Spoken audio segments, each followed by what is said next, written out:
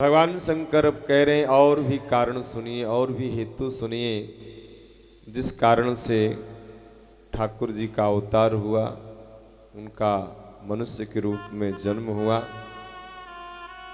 अपर हेतु सुनो शैले कुमारी, अपर हेतु सुनो शैल कुमारी।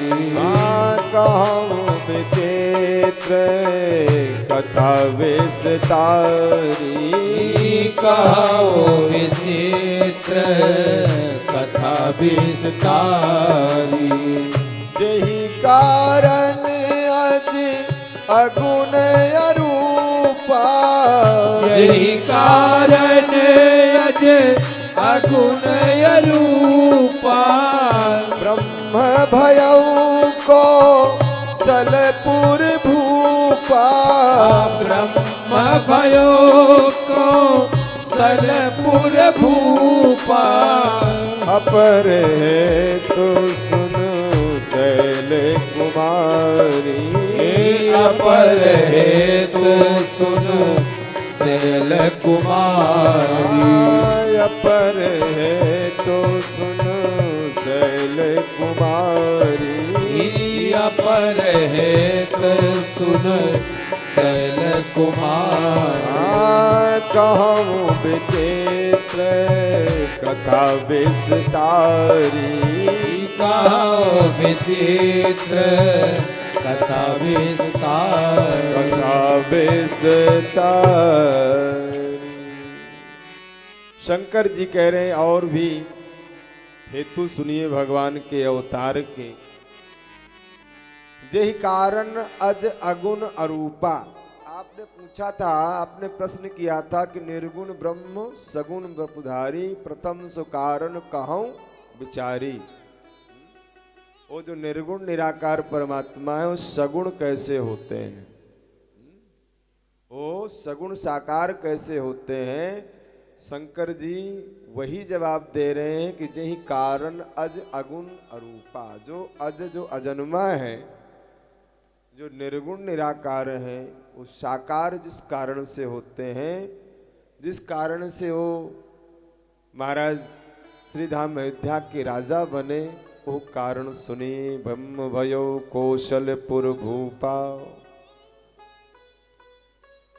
चौथा कारण जो है भगवान शंकर बता रहे हैं मनु और शत्रुपा जी के संदर्भ में। स्वायंभू मनु अरु शत्रुपा, जिनते भय नर सृष्टि अनुपा। दंपति धर्म आचरण नीका, अजहु गाव सुते जिन कैली का।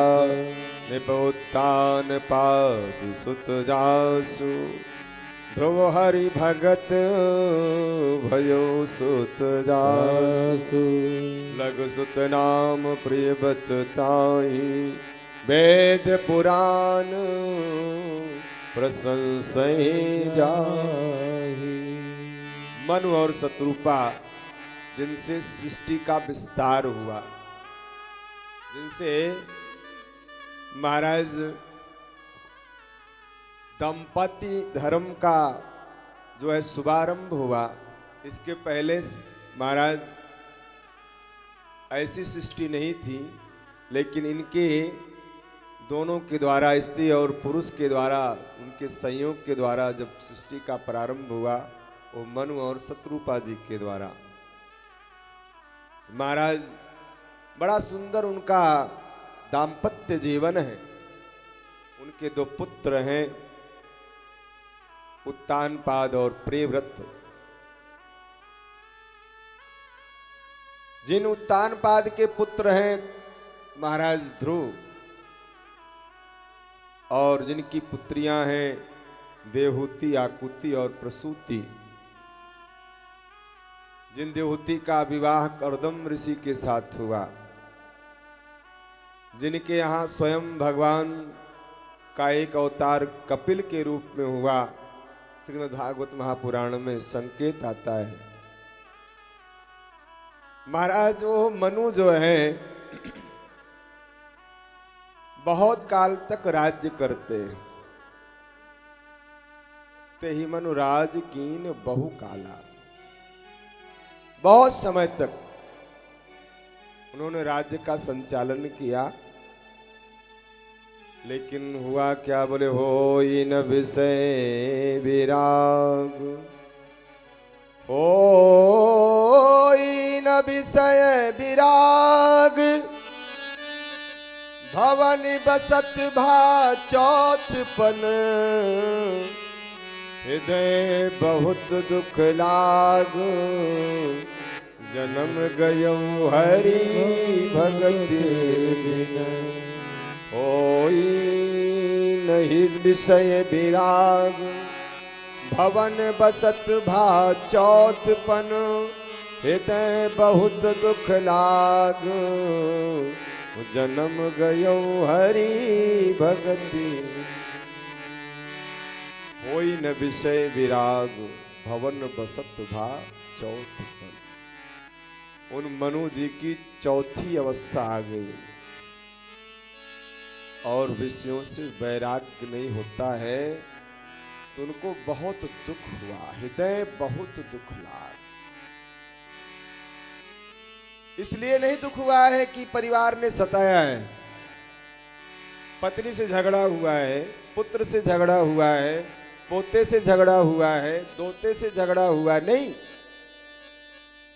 पूरा परिवार इनका, जिनके महाराज पुत्र है उत्तानपाद और जिनके पुत्र है महाराज पौत्र जो मनु जी के हैं, वो ध्रुव जो महाराज भक्त शिरोमणि है।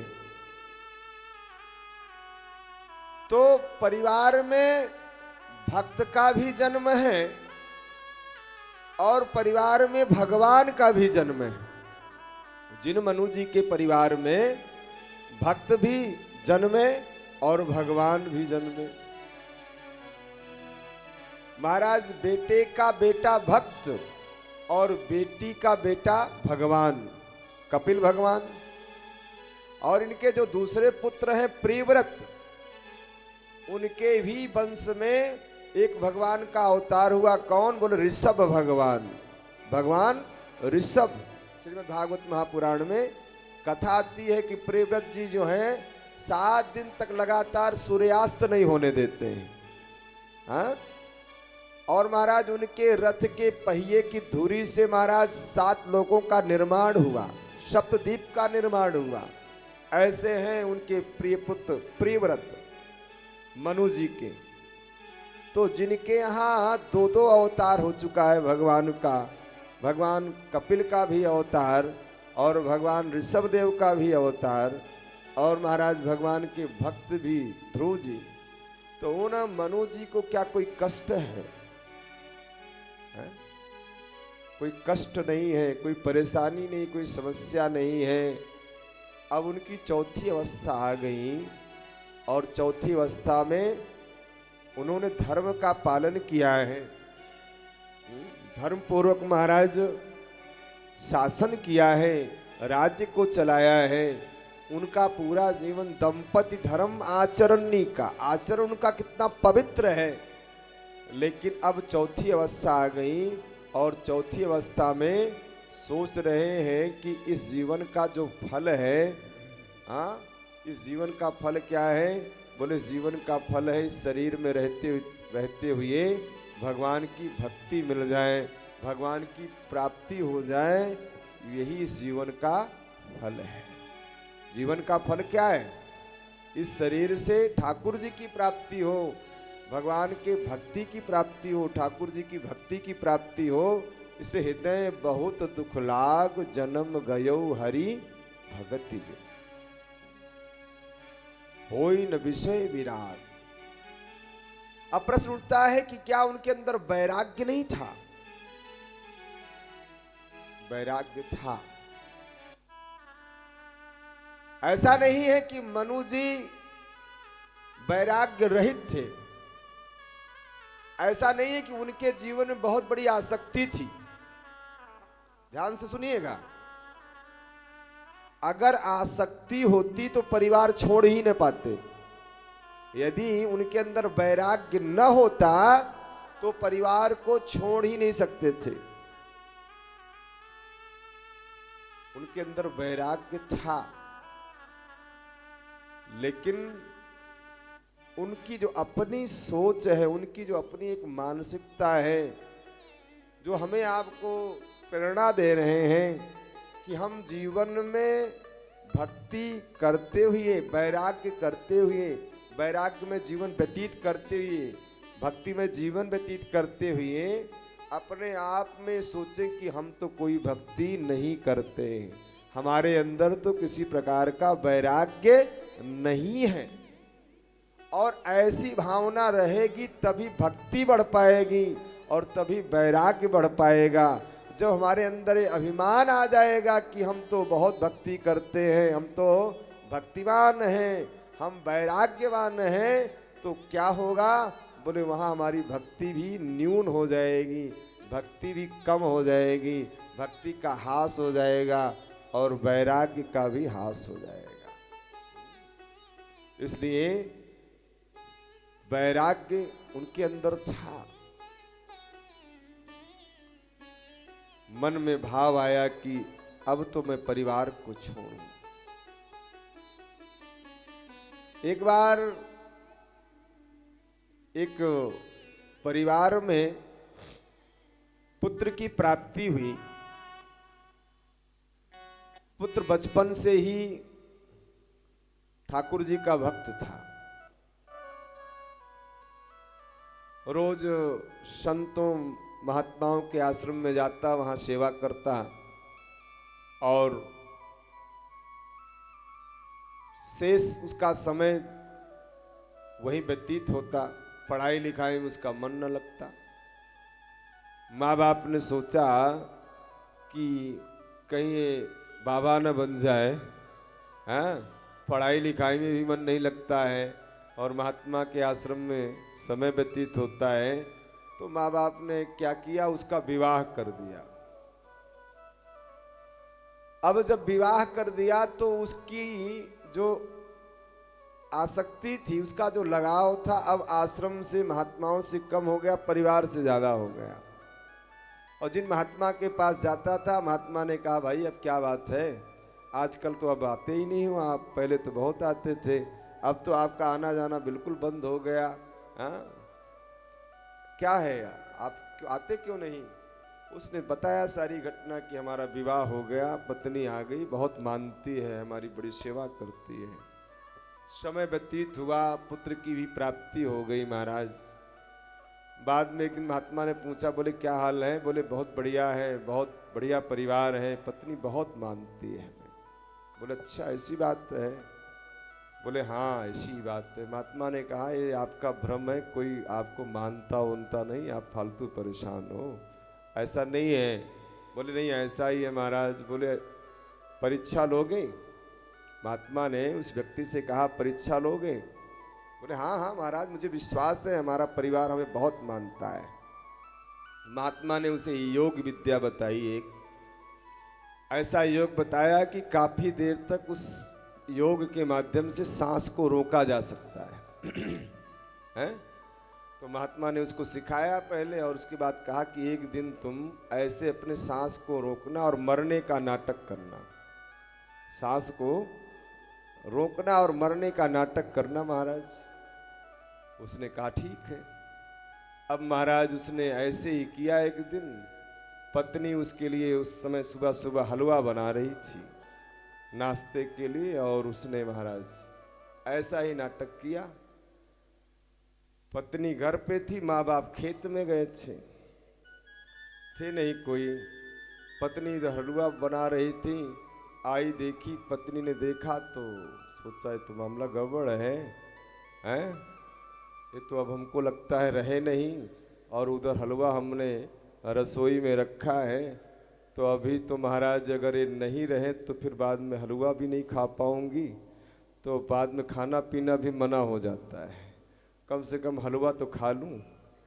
और दौड़ती गई महाराज, उसने हाँ हलवा तैयार था, उसको खा लिया, फिर बाद में लोग फिर कहाँ खा पाएंगे। उसने हलवा खाया और उसके बाद में माँ बाप आए खेत से, रोना पीटना शुरू हो गया। महाराज सब पड़ोसी इकट्ठा हो गए। तब तक वो महात्मा जी भी आ गए। महात्मा ने कहा क्या है? अरे बड़े महाराज आपके पास तो बहुत जाता था, आपकी बड़ी सेवा करता था बेचारा। महात्मा ने कहा अच्छा। बोले महाराज कुछ कृपा करो, ऐसा कुछ करो कि जीवित हो जाए। महात्मा ने कहा देखिए जीवित तो हो सकता है लेकिन कुछ उपाय है, उससे जीवित हो सकता है। बोले क्या उपाय है? बोले उपाय है हमारे पास ये जल है, उसको मैं पिलाऊंगा तो महाराज ये जीवित हो जाएगा। नहीं, उसको मैं पिलाऊंगा, जिसको पिलाऊंगा वो तो महाराज मर जाएगा लेकिन ये जीवित हो जाएगा। महाराज महात्मा ने पूछा बताओ भाई कौन पीने वाला है? पत्नी से पूछा महाराज, सबसे पहले उसी से पूछा गया, बताओ तुम ही पी लो ये जीवित हो जाए। पत्नी ने कहा भाई देखिए ऐसा है, हमारी कोई अभी ज़्यादा उम्र नहीं हुई है, हमारे पिताजी बड़े धनवान हैं, बड़े पैसे वाले हैं, और मैं तो दूसरी शादी कर लूँगी लेकिन मैं इसे पीने वाली इस जल को मैं नहीं पी सकती। अब तो महाराज महात्मा ने उसकी मैया से पूछा, मैया आप पी लो। तो मैया ने कहा कि मैं पी तो लूँ लेकिन वृद्धावस्था में इनकी सेवा कौन करेगा? हम तो पी लेते लेकिन अब इनकी सेवा कौन करेगा? मान लीजिए बेटा भी नहीं रहा और हम भी नहीं रहे तो कैसे होगा? इसलिए इनकी सेवा कौन करेगा? हम नहीं पी सकते। बाद में महात्मा ने पिता से पूछा कि भाई तुम ही पी लो।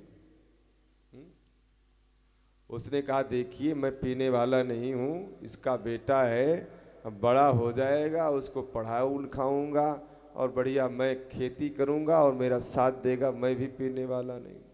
अब सब लोग बोले महाराज अब तो कोई पीने वाला नहीं है। महात्मा से कहा भाई आपके तो कोई नहीं है रोने वाला, कम से कम आप ही पी लो। महात्मा ने महाराज झूठ मूठ का ऐसे किया, घुमाया, और वो उसमें कुछ था तो नहीं उस जल में, और महात्मा ने कहा जय सिया राम देखता हूँ, और महात्मा ने पी लिया, कुछ था तो नहीं, बाद में वो स्वस्थ हो गया। महाराज उसी समय उस व्यक्ति को वैराग्य हुआ और उसने घर द्वार छोड़ करके महाराज श्री धाम वृंदावन में जाकर रहने लगा। महात्मा ने कहा देख लिया ना आपने। इसलिए कहने का जो तात्पर्य है, मनु जी के अंदर वैराग्य था, ऐसा नहीं कि वैराग्य नहीं था, वैराग्य था, लेकिन वो वैराग्य को और पुष्ट करना चाहते हैं, इसलिए उन्होंने अपने घर को छोड़ने का निश्चय किया। होई न विषय विराग भवन बसत भा चौथपन, हृदय बहुत दुख लाग जन्म गयो हरे भगति बिनु, हृदय बहुत दुख लाग जन्म गयो हरि भगति बिनु। उसी समय महाराज मनु ने निर्णय ले लिया और तुरंत पुत्रों को बुलाया, उत्तानपाद और प्रियव्रत को, और कहा कि अब ये सब संभालो और मैं अब यहाँ रुकने वाला नहीं हूँ। बरबस राज सुत ही तब दीन्हा, बरबस राज सुत ही तब दीन्हा, नारी समेत गवन बन कीन्हा, नारी समेत गवन बन कीन्हा, तीरथ बरन विष विख्याता, तीरथ बरन विष विख्याता अति पुनीत साधक सिद्धिदाता अति पुनीत साधक सिद्धिदाता पहुँचे जाई धेनुमति धीरा पहुँचे जाई धेनुमति धीरा हरसि नहाने निर्मल नीरा हरसि नहाए निर्मल नीरा हरसि नहाने निर्मल नीरा। जबरदस्ती पुत्रों ने लिया नहीं है। पुत्रों ने कहा पिताजी क्या हुआ, किसी ने कुछ कहा है आपको, कोई समस्या है आप बताओ तो सही, आप क्यों घर छोड़कर जा रहे हैं। बार बार पुत्रों ने लेने से मना किया, लेकिन जबरदस्ती बरबस राज सुत। अब विचार करें, आज तो जगह जगह अनाथालय खुल रहे हैं, वृद्धाश्रम खुल रहे हैं। क्यों खुल रहे हैं? यदि चौथी अवस्था में व्यक्ति अपने घर का परित्याग करके श्री धाम वृंदावन अयोध्या हरिद्वार रहे तो वृद्धाश्रम क्यों खुले, अनाथालय क्यों खुले? बोले चौथी अवस्था आ जाए तो घर की जिम्मेदारियों से मुक्त होना चाहिए, दुनियादारी से मुक्त होना चाहिए। फिर तो चौथी अवस्था में ठाकुर जी का भजन करना चाहिए। और चौथी अवस्था में भी हम घर में लगे हैं तो फिर हमारा कल्याण नहीं होगा और परिवार का भी कल्याण नहीं होगा। और हम चले गए तो हमारी जो संतान है वो भी कहेंगे हमारे दादाजी वृंदावन में थे और हम भी जाएंगे। यही तो प्रेरणा मिलेगी ना उनको, और हम नहीं गए तो उनको क्या प्रेरणा देंगे। इसलिए मनु जी ने अपने परिवार को क्या प्रेरणा दी है कि हमें चौथी अवस्था में घर का परित्याग करना चाहिए। मंदोदरी रावण से कहती चौथे पन जाई निपकानन संत कहाई अस नीति दसानन। चौथे पन में राजा को वन में जाना चाहिए। वन में मतलब वृंदावन में जाना चाहिए, हरिद्वार जाना चाहिए, श्री धाम अयोध्या जाना चाहिए, घर का परित्याग। और भैया ना एकदम से जा सको तो कम से कम महीना 2 महीना 4 महीना 6 महीना साल भर में तो एक आध बार जाओ। ना बहुत समय के लिए जा सको तो कभी हरिद्वार चले गए, कभी अयोध्या चले गए, कभी वृंदावन चले गए, कभी बनारस चले गए। थोड़ा अपने आप को मुक्त करना चाहिए चौथी अवस्था में। और नहीं महाराज तो फिर हम मानते हैं घर गृहस्थी नहीं छूट सकती है, आसक्ति नहीं छूट सकती है, लेकिन धीरे धीरे छोड़ने का। क्योंकि एकाएक तो मनु जी जैसा नहीं छूट सकता है ना, क्योंकि मनु जी के अंदर वैराग्य था। और हमारे से कोई कहे कि बाबा जी बन जाओ तो क्या बन जाएंगे? आप बन जाएंगे, कोई बन जाएगा XYZ, तुरंत तो कोई बन नहीं सकता है। धीरे धीरे छोड़ेंगे तभी तो छूटेगा। अब किसी को तुरंत सिर मुड़ा दो कह दो बन जाओ सन्यासी तो बन जाएगा, हैं? धीरे धीरे छोड़ने का प्रयास करना चाहिए। कब बोले? जब चौथी अवस्था आ जाए। इसलिए बरबस और अकेले नहीं, नारी समेत गवन बन कीन्हा। आज तो तालमेल नहीं बैठता है महाराज दोनों में। वो कहे हम कथा में जाएंगे, वो कहे हम तो नहीं जाएंगे। बोले हम तो पार्क में ताश खेलेंगे, हमारे बस की तो नहीं। कैसा तालमेल है? इसलिए महाराज मनु जी गए हैं तो पत्नी शत्रुपा भी साथ में, और दोनों ने जाकर के कहा गए हैं? बोले तीर्थ पर नैमिष विख्याता, नैमिषारण्य में, जहां पर महाराज 18 पुराणों की कथाएं हुई हैं। कोई भी कथा ऐसी नहीं है जो नैमिषारण्य में नहीं हुई है। जहां महाराज सूत जी शौनकादि ऋषियों को कथा सुनाते, आप कोई भी पुराण उठाकर पढ़े, चाहे भागवत महापुराण, चाहे शिव पुराण, कोई भी पुराण पढ़े, तो उसमें यही संकेत आता है कि नैमिषारण्य में, खैर उस विषय में न जाए, तो नैमिषारण्य जो ऋषियों की तपस्थली है, और वहां गए हैं तो क्या करते, पहुंचते ही जाकर के गोमती जी में स्नान किया है? अरे हम जहां गए हैं, वृंदावन गए, हरिद्वार गए, कहीं भी गए, और प्रत्येक स्थानों में कोई न कोई पवित्र नदी जरूर है। ये हमारा सौभाग्य है। क्या किसी विदेश में, अमेरिका, कनाडा, यूरोप में है कोई पवित्र नदी? हम भारत देश में है, और किसी देश में ऐसी पवित्रता, ऐसी सुलभता है, किसी देश में कोई ऐसी नदी है? और नदियां जो है भगवान की नाड़ियां हैं, भगवान का द्रवीभूत स्वरूप है।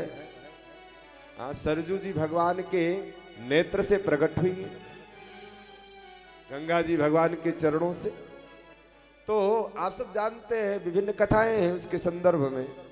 तो जो साक्षात ठाकुर जी का ही स्वरूप है, क्या ऐसी व्यवस्था, क्या ऐसा सौभाग्य किसी देश वाले को मिलता है?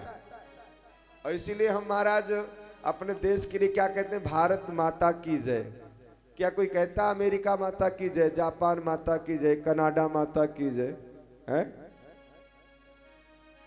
विचार करो, हमारा आपका भारत देश में जन्म हुआ है, बड़ी सौभाग्य की बात है।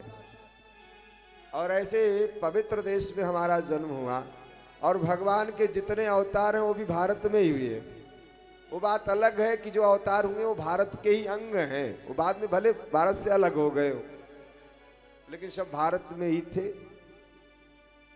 तो भगवान के जितने अवतार हैं सब भारत में ही हुए, इसलिए हमारे सौभाग्य की बात है।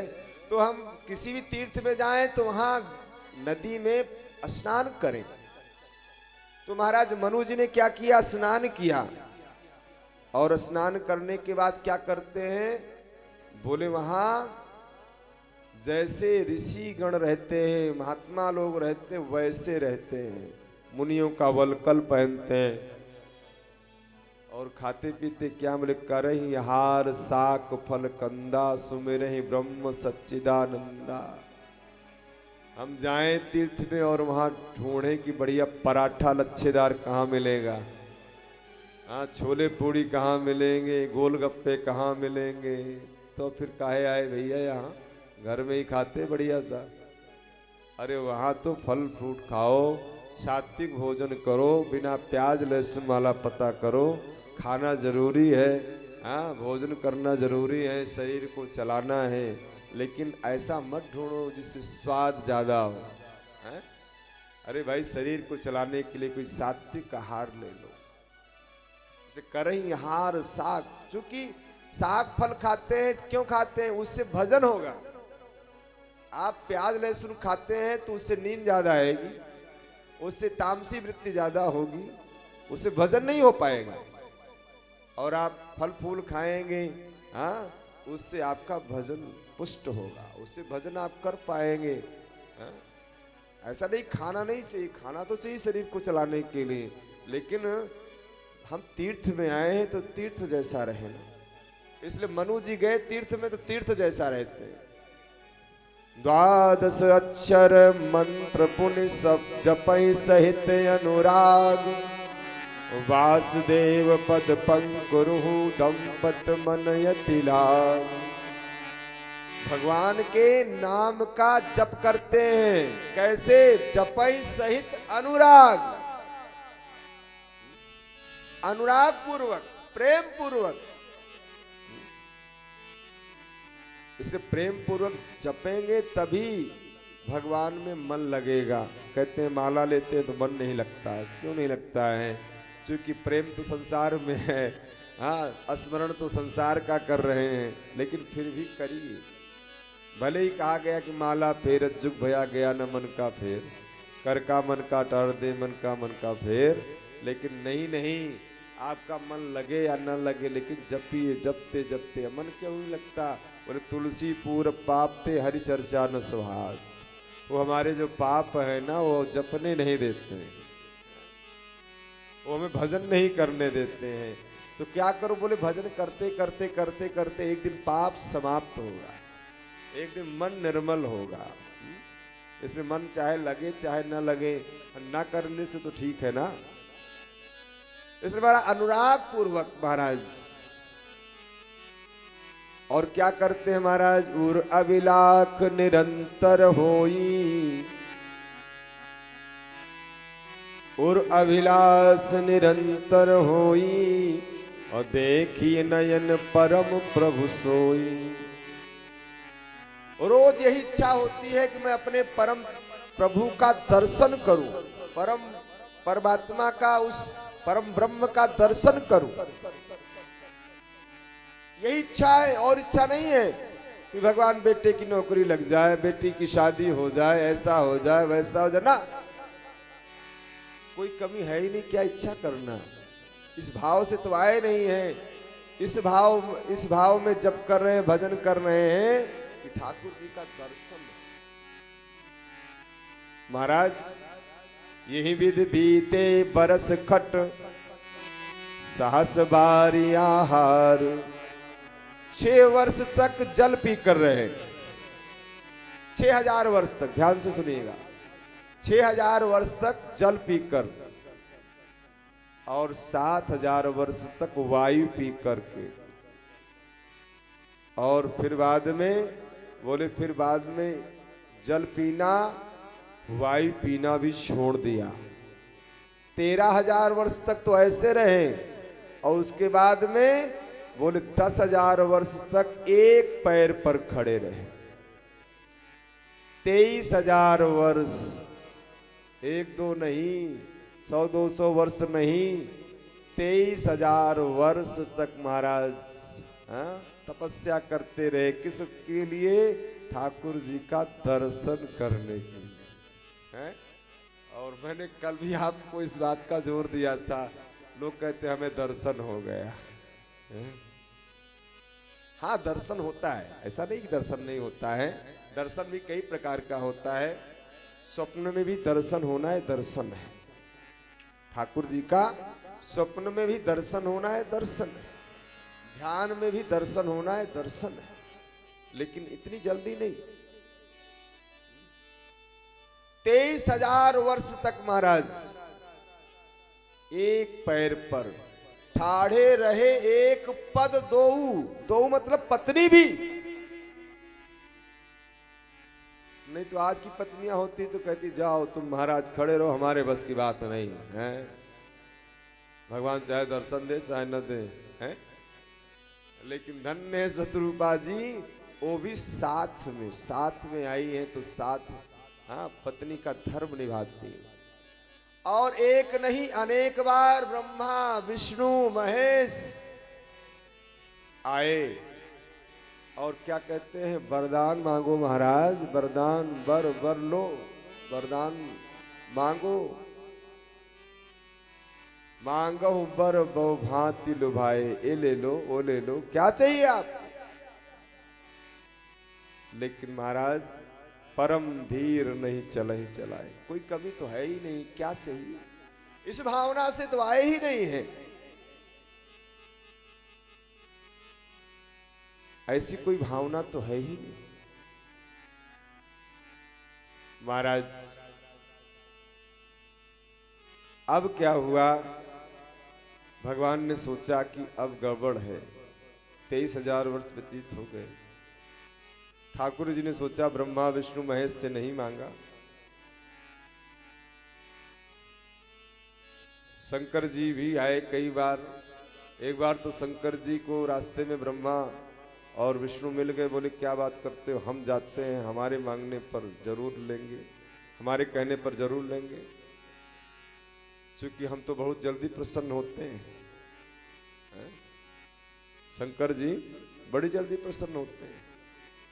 एक व्यक्ति का विवाह नहीं हो रहा था, उसको किसी ने कहा कि आप शंकर जी की पूजा करो, शंकर जी जल्दी प्रसन्न होते हैं। आपने कथा सुनी है ना वो वाली, ये व्यक्ति गया जो है घंटा खोलने के लिए, हाँ, और शिवलिंग पे चढ़ गया तो शंकर जी वहीं प्रकट हो गए। हाँ, उसने घंटा खोलने लगा महाराज तो शंकर जी वहीं प्रकट हो गए। शंकर जी ने कहा दुनिया बेलपत चढ़ाती, फल फूल चढ़ाती, तुमने तो अपने आप को ही चढ़ा दिया, इसलिए मैं प्रकट हो गया। तो शंकर जी जल्दी प्रकट हो गए। शंकर जी प्रकट हुए महाराज। शंकर जी ने कहा मांग बर, मांग बर। उसने कहा बर तो ऑलरेडी हूं, मुझे कन्या चाहिए। बर तो मैं ऑलरेडी हूं, मुझे कन्या चाहिए, मैं कन्या प्राप्ति के लिए आया हूं महाराज, मेरी शादी नहीं हो रही। तो महाराज शंकर जी भी कई बार आए।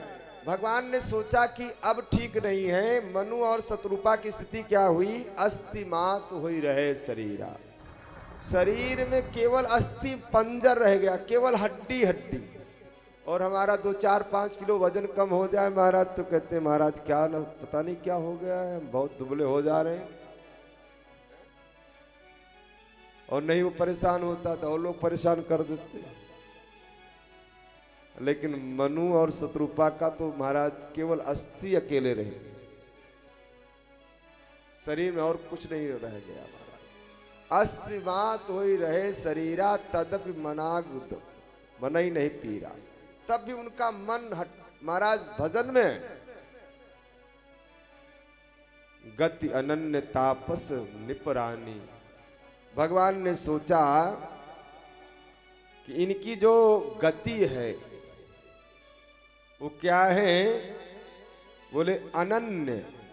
मतलब अनन्य का मतलब क्या होता है, ना अन्य। अनन्य का मतलब ना अन्य, ना अन्य का मतलब भगवान ने सोचा कि ये लेंगे तो मेरे से ही लेंगे, मेरे से ही मांगेंगे, मेरा ही दर्शन करना चाहते हैं, इसलिए ब्रह्मा विष्णु महेश से नहीं चाहते हैं। ठाकुर जी ने सोचा ये मेरे से ही चाहते। गति अनन्य तापस निप जानी, प्रभु सर्वज्ञ दास निज जानी।